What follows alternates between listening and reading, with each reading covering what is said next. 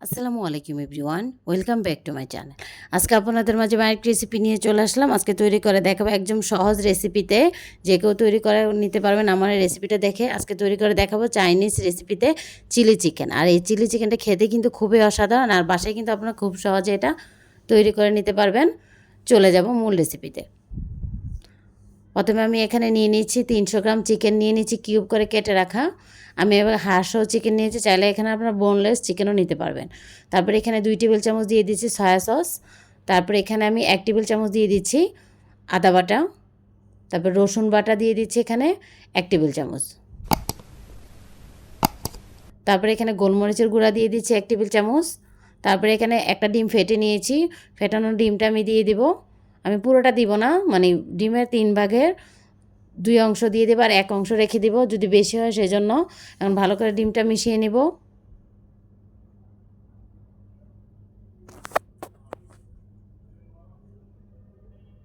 এই যে মিশিয়ে নেওয়া হয়ে গিয়েছে। তারপর এখানে আমি 1 টেবিল চামচ দিয়ে দিচ্ছি লেবুর রস। লেবুর রসটা দিয়ে ভালো করে চিকেনের সাথে মিশিয়ে নিচ্ছি। তারপরে এখানে আমি দিয়ে দিচ্ছি ময়দা, দিয়ে দিচ্ছি 3 টেবিল চামচ।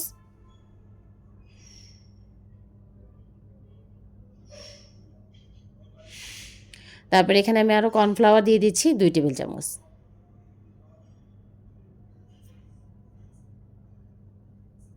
এখন ময়দা এবং কর্নফ্লাওয়ারটা ভালো করে চিকেনের সাথে মিশিয়ে নিচ্ছি।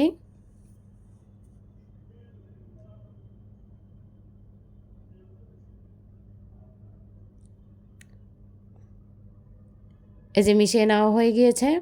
এখন এটাকে আমি ঢাকনা দিয়ে রেস্টে রেখে দেব 10 থেকে 15 মিনিট।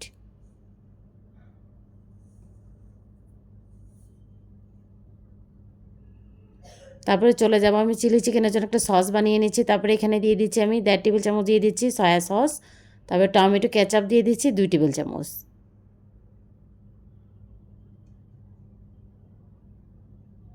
তারপরে এখানে আমি চিলি সস দিয়ে দিচ্ছি 1 টেবিল চামচ। তারপরে এখানে গোলমরিচের গুঁড়া দিয়ে দিচ্ছিলাম 1 টেবিল চামচ।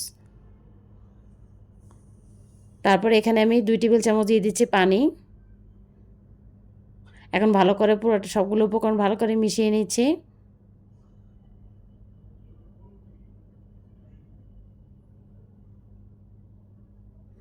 এই যে আমার মিশিয়ে নেওয়া হয়ে গিয়েছে। এখন এই সসটাকে রেখে দিবে একপাশে। তারপরে এখানে আমি কর্নফ্লাওয়ার নিয়ে নিচ্ছি 2 টেবিল চামচ। তারপরে এখানে 1/3 কাপ দিয়ে দিচ্ছি পানি। তারপর ভালো করে মিশিয়ে নিচ্ছি পানির সাথে কর্নফ্লাওয়ারটা। এখন কর্নফ্লাওয়ারের মিক্সারটা আমি রেখে দেবো একপাশে।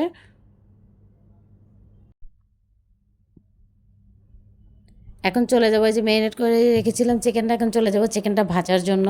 চুলায় আগে আমি পরিমাণ মতো তেল দিয়ে দিয়েছি, তেল দিয়ে তেলটা গরম করে নিয়েছি। তারপরে এক এক করে ম্যারিনেট করে চিকেনটা দিয়ে দিচ্ছি।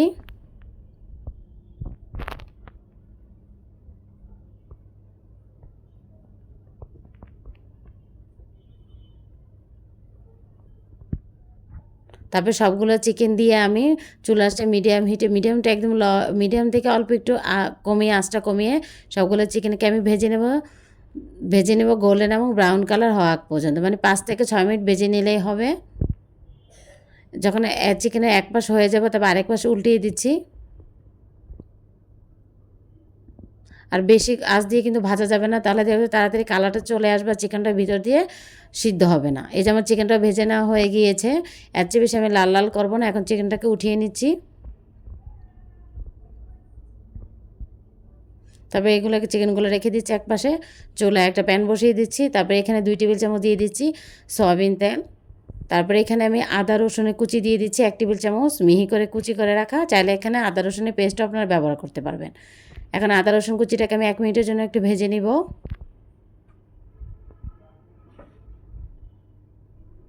এই যে আমার ভেজে নেওয়া হয়ে গিয়েছে। তারপরে এখানে আমি দিয়ে দিচ্ছি আগে থেকে কিউব করে কেটে রাখা, দিয়ে দিচ্ছি ক্যাপসিকাম 1/2 কাপ, সবুজ কালার ক্যাপসিকাম দিয়েছি। তারপরে এখানে রেড কালার, লাল কালার ক্যাপসিকাম দিয়ে দিচ্ছি 1/2 কাপ। এখন ভালো করে ক্যাপসিকামগুলো ভালো করে একটু ভেজে নিচ্ছি 1 মিনিটের জন্য। এখন কিন্তু আমি পুরোটা রান্না কিন্তু হাই হিটে করে নেব, আর চাইনিজের রান্না কিন্তু হাই হিটে করতে হয়। তারপরে এখানে দিয়ে দিচ্ছি পেঁয়াজ, ফালি করে পেঁয়াজ দিয়ে দিচ্ছি 1 কাপের মতো। অ্যান্ড পেঁয়াজগুলো সবগুলো সবজি আমি 2 থেকে 3 মিনিট চুলা আঁচটা হাই হিটে রেখে ভেজে নেব। তারপর এখানে দিয়ে দিচ্ছি আমি পরিমাণ মতো লবণ, আমি 1/2 টেবিল চামচ দিয়ে দিচ্ছি লবণ। লবণটা তো টেস্ট অনুযায়ী দিয়ে নেবেন। এখন লবণটা ভালো করে মিশিয়ে নিচ্ছি সবজির সাথে।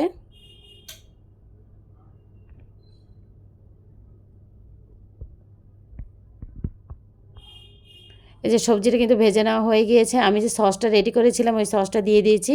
আমার কিন্তু রেকর্ডে হয় নাই ঢালার সময়। তারপরে সসটা দিয়ে ভালো করে মিশিয়ে নিচ্ছি আমি সবজির সাথে। তারপরে এখানে দিয়ে দিচ্ছি আগে থেকে ভেজে রাখা চিকেনগুলোও দিয়ে দিচ্ছি। তারপরে এখানে দিয়ে দিয়েছিলাম 5 থেকে 6টা কাঁচামরিচ ফালি করে রাখা। এখন সবগুলো ভালো করে মিশিয়ে নিব।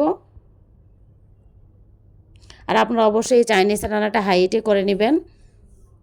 এই যে ভেজে নেওয়া হয়ে গিয়েছে আমার। তারপরে এখানে আমি ফুটন্ত গরম পানি দিয়ে দিচ্ছি 1 কাপ, তারপরে আরও 1/2 কাপ দিয়েছি গরম পানি। এখন ভালো করে মিশিয়ে নিচ্ছি। এখন এটাকে ঢাকনা দিয়ে আমি 2 থেকে 3 মিনিট এটাকে রান্না করে নিব চুলাটা হাই হিটে রেখে।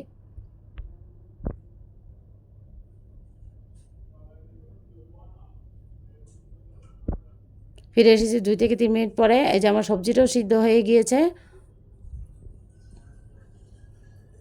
এখন আমি এখানে দিয়ে দিচ্ছি আগে থেকে যে আমি কর্নফ্লাওয়ারটা গুলিয়ে রেখেছিলাম।